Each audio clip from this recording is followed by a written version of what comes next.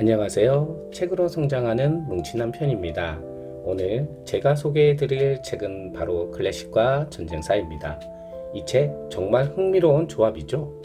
전쟁사의 클래식이라니 듣기만 해도 궁금하지 않으신가요? 이 책은 11세기 십자군 전쟁부터 20세기 제2차 세계대전까지 인류의 역사를 주요 전쟁들을 다루면서 그 전쟁을 배경으로 한 클래식 음악을 소개하는 형식으로 구성되어 있어요. 저자인 서천규님은 육군 장교로 33년간 복무하시고 군사 박사 학위까지 받으신 분인데요. 그렇기 때문에 전쟁에 대한 깊이 있는 이해와 군사 전문가로서의 시각이 책 곳곳에 잘 녹아 있어요.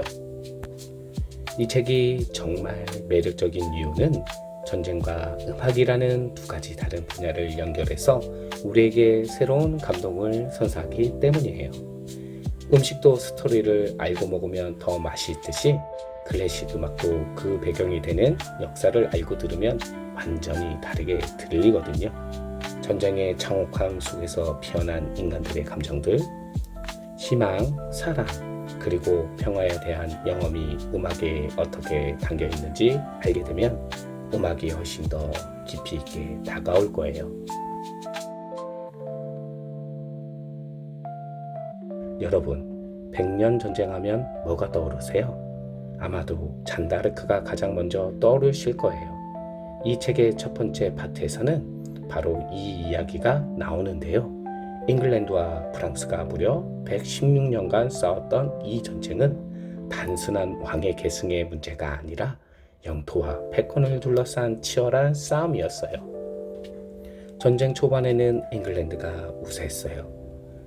에드워드 3세는 클래식 전투에서 장군병을 활용해 프랑스군을 크게 무찔렀고 그의 아들인 흑태자는 부아티에 전투에서 프랑스 국왕을 포로로 잡기까지 했죠.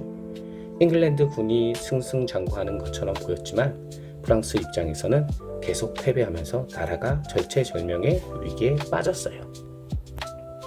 바로 그때 잔다르크라는 한 소녀가 나타나 프랑스를 구하라는 신의 계시를 받았다고 주장하며 전쟁에 뛰어들어왔어요. 그녀의 화력 덕분에 오를레랑을 포위했던 잉글랜드군을 물리치고 샤를 7세의 대관식까지 성공적으로 이끌었죠. 하지만 안타깝게도 그녀는 포로로 잡혀 마녀로 몰려 화형에 처해졌어요. 잔다르크의 이야기는 당시 사람들에게 큰 영감을 주었고 후대의 예술가들에게도 중요한 소재가 되었는데요. 이탈리아의 작곡가 베르디는 그녀를 소재로 오페라 존바나 다르크를 만들었어요.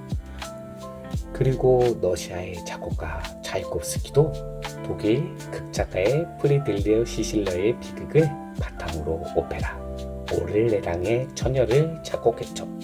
같은 역사적 사건을 다루지만 각기 다른 작곡가들의 개성이 담겨 있는 두 작품을 비교해서 들어보는 것도 정말 재미있는 경험이 될 거예요.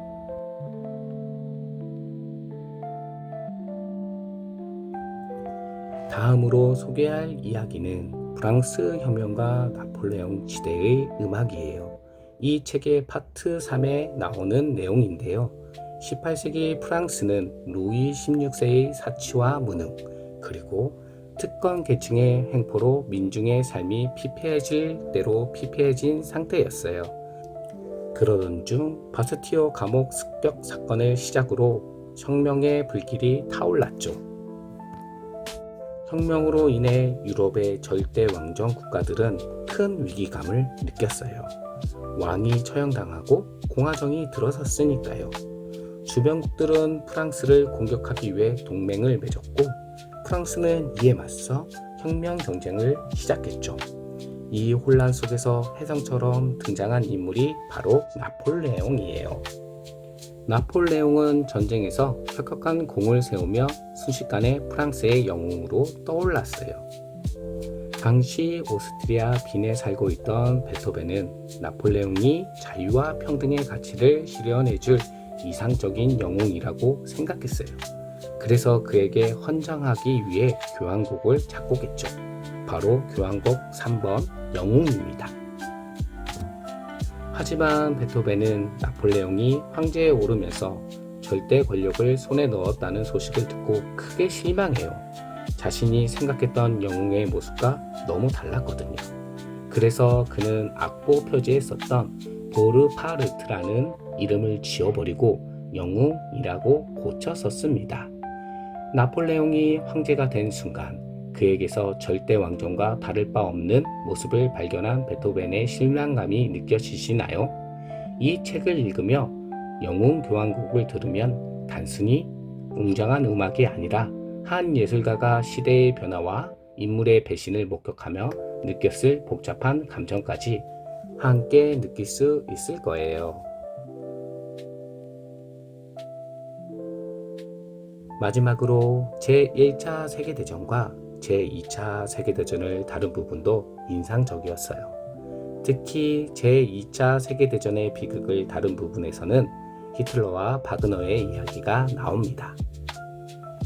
제1차 세계대전에서 패배한 독일은 막대한 전쟁 배상금과 영토 상실로 인한 극심한 경제난과 정치적 혼란을 겪고 있었어요. 이러한 사회적 분위기 속에서 독일의 영광을 되찾자고 외친 히틀러가 등장했고 국민들은 그에게 열광했죠.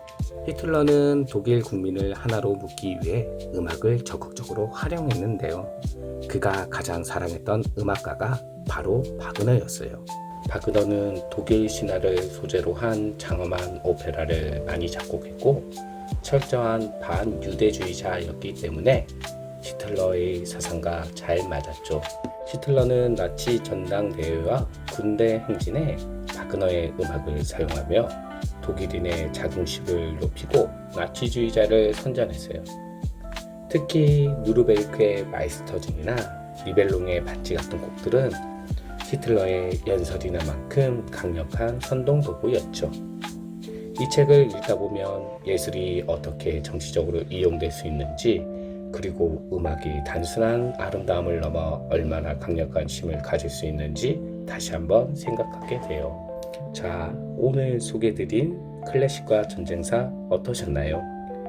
전쟁의 역사적 교훈과 클래식 음악의 감동을 한꺼번에 느낄 수 있는 아주 특별한 경험을 하게 해주는 책입니다.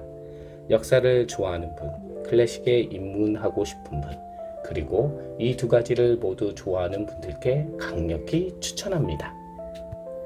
오늘 영상이 유익하셨다면 구독과 좋아요, 알림 설정도 부탁드려요. 다음에도 좋은 책으로 돌아오겠습니다. 지금까지 책으로 성장하는 뭉친한 편이었습니다. 감사합니다.